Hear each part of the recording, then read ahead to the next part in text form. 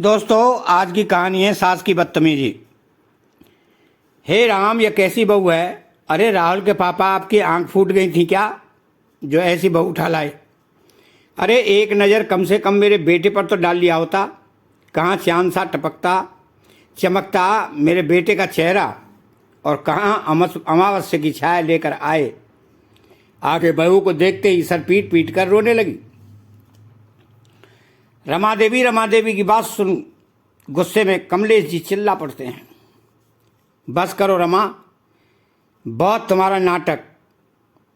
शुभ की घड़ी में अशुभ मत फैलाओ। यह रोना धोना छोड़ो, घर में लक्ष्मी आई है, उसका स्वागत करो।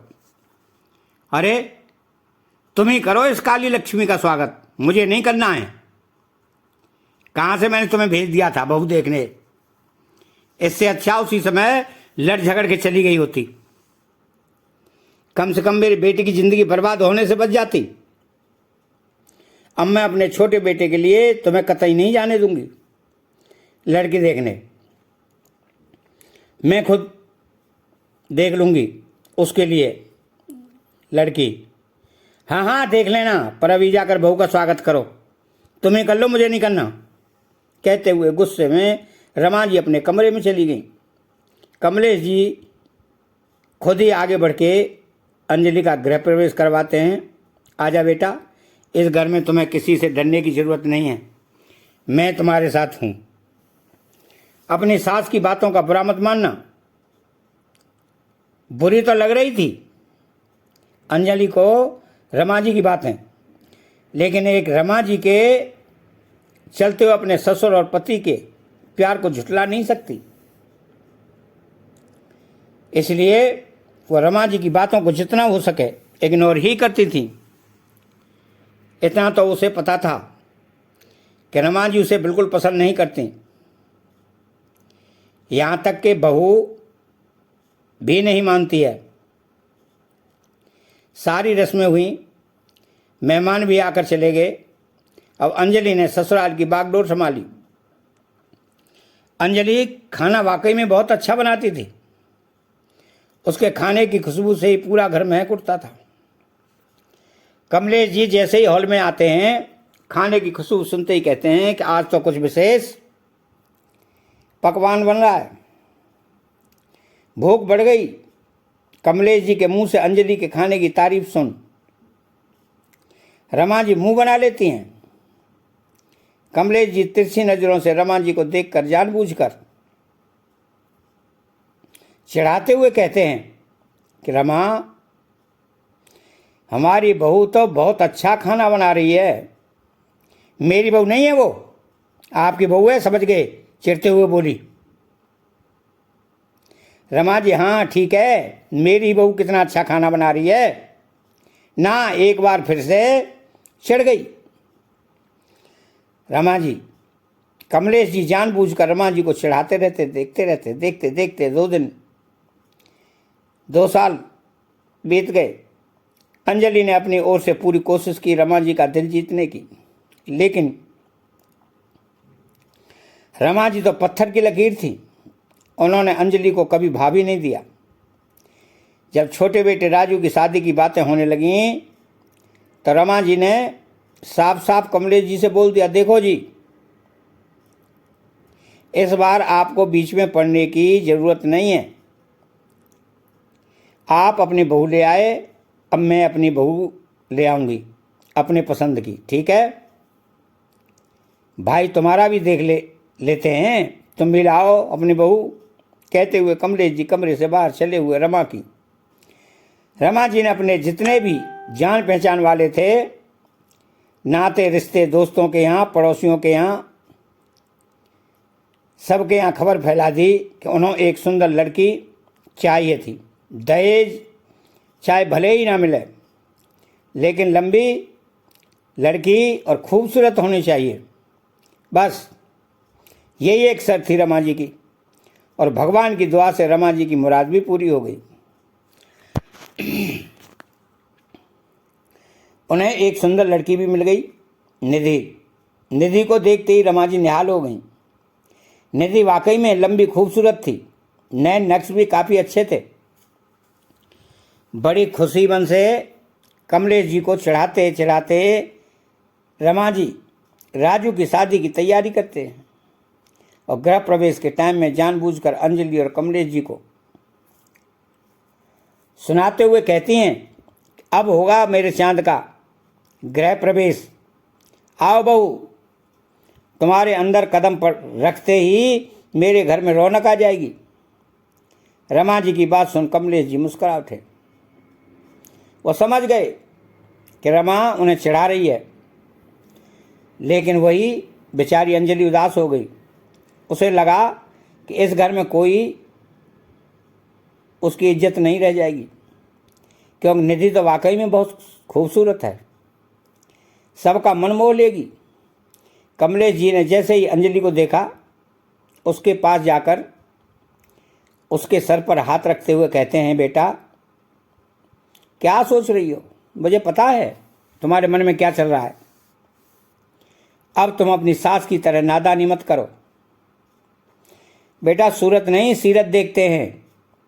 सूरत तो एक ना एक दिन ढल जाती है, लेकिन सीरत मरने के बाद भी याद रहती है। बस यही छोटी छोटी बातें होती थीं कमलेश जी की, जो अंजलि को टूटने से बचा लेती थीं। अब रमा जी एक दम कमलेश जी के बराबर में बैठकर मेरी बहू तेरी बहू करती रहती।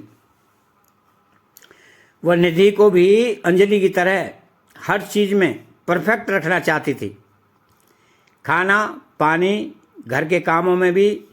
तभी तो कमलेश जी को ताना मारने के लिए उसके पास कुछ रहेगा। वह चाहती थी कि निधि भी अंजलि की तरह बहुत ही स्वादिष्ट खाना बनाए, उसके खाने की तारीफ चारों ओर हों। निधि के खाने के आगे सब अंजलि के खाने को भूल जाएं।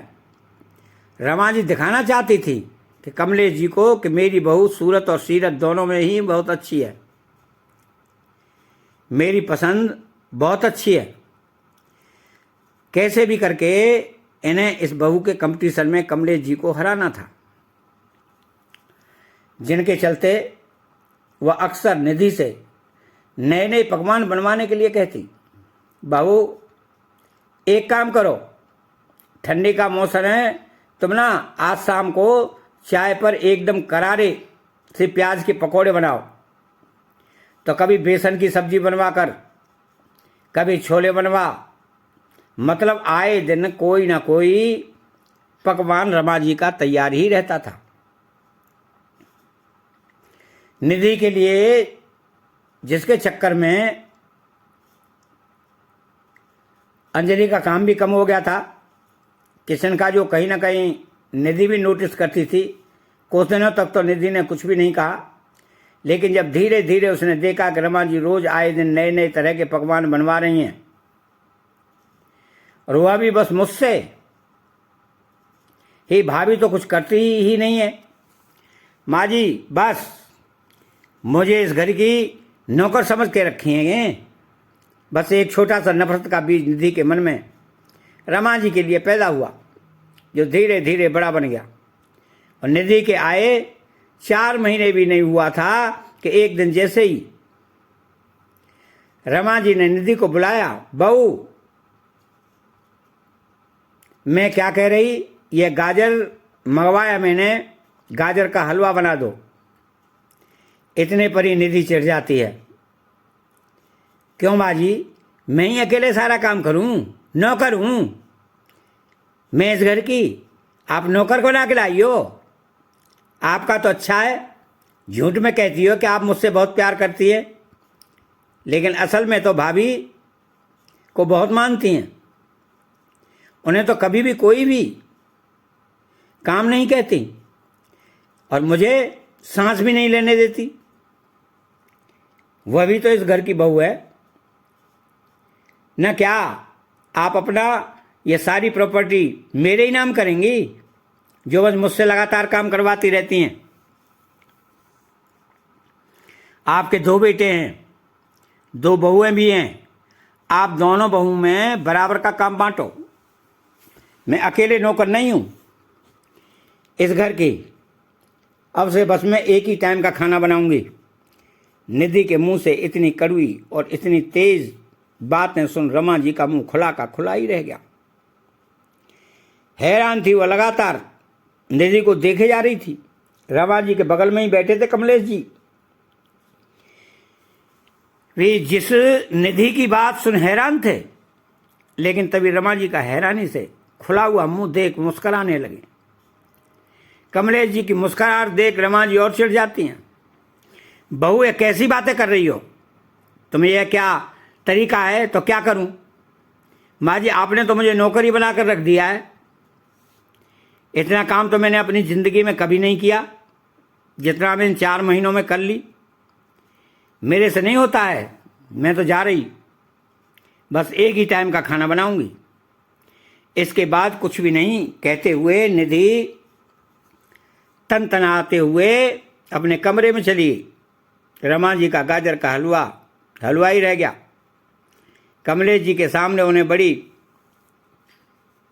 अपनी बेइज्जती महसूस हो रही थी। कमलेश जी भी जानते थे कि इस समय रमा दुखी है। इसके बावजूद भी जानबूझकर रमा जी का मजा लेते हुए बोले, अरे रमा, तुम्हारी बहू तो वाकई में दुनिया से ऊपर निकली भाई। इससे तो लाख गुना अच्छी मेरी बहू अंजलि है।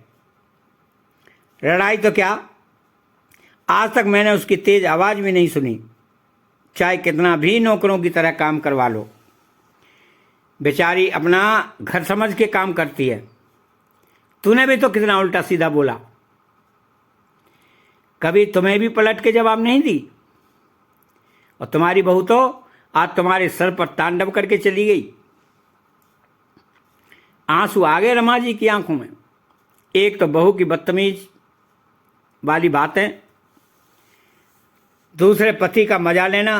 रो पड़ी रमा जी। रमा जी के आंसू देख कमलेश जी गंभीर हो गए और रमा जी का हाथ प्यार से अपने हाथ में लेते हुए बोले, रमा देखो, सूरत सब कुछ नहीं होता है। बहू की सूरत पर मत जाना, बहू की सीरत देखा करो। क्योंकि सूरत तुम्हें खाना नहीं देगी, पानी नहीं देगी। तुम अगर विश्व सुंदरी भी लाकर बैठा दोगी ना, तो उसे अपने घमंड में रहेगी ना। घर को घर नहीं समझेगी, ना परिवार को परिवार समझेगी। सुंदर बहू लाने से समाज में तुम्हारा मान सम्मान नहीं बढ़ेगा। मान सम्मान सीरत वाली बहू से बढ़ेगा, जो 4 लोगों के सामने तुम्हारी बातों का मान रख सके। 4 लोगों के सामने तुम्हारी इज्जत कर सके, तुम्हें बेइज्जत न होने दे। सूरत का क्या है, उम्र के हिसाब से ढलता है, लेकिन सीरत तुम्हें कहाँ से कहाँ लेकर चला जाएगा। शायद इसका अंदाजा तुम्हें अब हो गया होगा। पति की बात सुन अब रमा जी अपने आंसू रोक नहीं पाई, रो पड़ी। सही कह रहे हैं आप, मेरी मति मारी गई थी जो मैं गोरी चमड़ी के पीछे पड़ गई थी। मैंने कितना कुछ सुनाया था बड़ी बहू को, लेकिन उस बेचारी ने कभी कुछ कहा ही नहीं। और यह 4 महीने में ही इसने मेरी इज्जत की धज्जियां उड़ा दी। रोने लगी रमा जी। तभी अंजलि चाय लेकर आते हुए रमा जी को रोता देख कहती है, माँ जी क्या हो गया आपको? आप रो क्यों नहीं हैं? तबीयत तो ठीक है ना आपकी? पापा जी क्या हो गया है माँ जी को? कुछ नहीं बहू, बस तुम्हारी माँ जी का नशा उतर गया। नशा? कैसा नशा? हैरान थी अंजलि। कुछ नहीं, बस तुम्हारे पापा को बोलने की आदत है, लाओ मेरी चाय दो। कहते हुए रमा जी ने आगे हाथ बढ़ा दिया। पहली बार रमा जी ने मुंह से उसके लिए बहू सुनकर अंजलि की खुशी का ठिकाना नहीं रहा। रमा जी अंजलि का हाथ अपने हाथ में पकड़कर बैठाते हुए बोली, बहू मैंने तुम्हें मुंह दिखाई तक नहीं दिया था ना, ये लो मेरी तरफ से तुम्हारी मुंह दिखाई, लेटी सही। कहते हुए रमा जी ने अपने सोने की चेन निकाल कर अंजलि को पहना दी। अंजलि को कुछ पता तो था नहीं बस वो खुश थी इस बात से कि चाहे जो भी हुआ कम से कम माँ जी ने उसे अपनी बहू तो मान लिया। पहली बार सास का प्यार पाकर अंजलि की भी आंखों में आंसू आ गए।